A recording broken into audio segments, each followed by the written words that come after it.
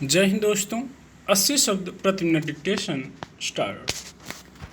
Germany में समूह 7 देशों की शिखर बैठक में जलवायु, स्वास्थ्य और ऊर्जा संकट जैसे मुद्दे उठे तो जरूर, पर चर्चा का केंद्र बिंदु रूस और चीन को घेरने की रणनीतियों पर ही केंद्रित रहा।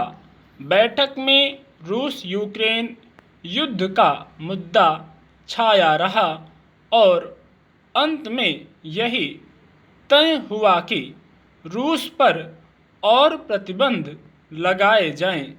फ्रांस के राष्ट्रपति इमैनुएल मैक्रों ने तो खुलकर कहा भी कि हम यूक्रेन का समर्थन तब तक जारी रखेंगे जब तक उसे ज़रूरत है। साथ ही यह भी कि रूस को युद्ध जीतने नहीं देना है। मैक्रों का यह बयान समूह 7 के नेताओं की ही ध्वनि है।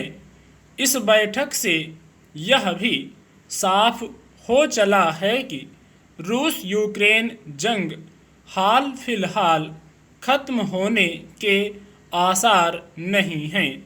रूस को सबक सिखाने के लिए अब समूह 7 देशों ने रूसी सोने के आयात पर पाबंदी लगा दी है। हालांकि पश्चिमी देशों में रूसी सोने का आयात तो पहले ही बंद हो गया था। ऐसे में अब रूस पर जो प्रतिबंध लगेंगे वे एक तरह से दिखावटी ज़्यादा होंगे।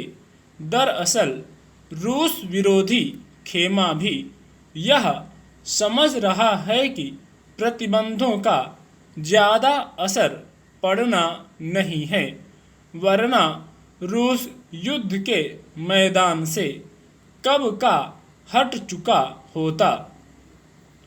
समूह 7 देशों में वैसे तो America, Britain, Canada, France, Germany, Italy और जापान हैं, पर बैठक में भारत, अर्जेंटीना, दक्षिण अफ्रीका और सेनेगल को भी शामिल किया गया।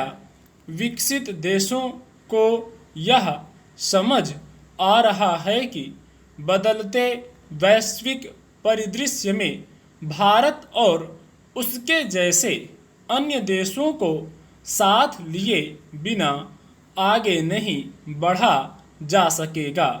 महत्वपूर्ण बात यह भी कि सभी देशों ने नियम आधारित अंतर्राष्ट्रीय व्यवस्था को बढ़ावा देने और एक दूसरे की क्षेत्रीय अखंडता और संप्रभुता की रक्षा करने का संकल्प भी जताया। निश्चित रूप से यह संदेश चीन के लिए रहा। बैठक में हिंद प्रशांत क्षेत्र का मुद्दा जिस तरह से उठा उसके नतीजे दूरगामी प्रभाव वाले हैं। पहली बार ऐसा हुआ जब हिंद प्रशांत क्षेत्र को लेकर विकसित देश इतने बेचैन दिख रहे हैं। इसी का नतीजा है कि दुनिया भर में खास तौर से हिंद प्रशांत क्षेत्र में ढांचागत निर्माण के लिए 600 अरब डॉलर खर्च करने का समझौता सामने आया। समूह 7 का यह कदम चीन की बेल्ट एंड रोड इनिशिएटिव परियोजना की जवाबी कार्रवाई है। भारत इसमें बड़ा सहयोगी रहेगा। दक्षिण चीन सागर में चीन ने जिस तरह से मनमाने कानून थोप रखे हैं वे अंतर्राष्ट्रीय समुद्री परिवहन के नियमों का उल्लंघन है। इसलिए अंतर्राष्ट्रीय व्यवस्था और नियम कानूनों के पालन का मुद्दा प्रमुखता से उठा। स्टॉप।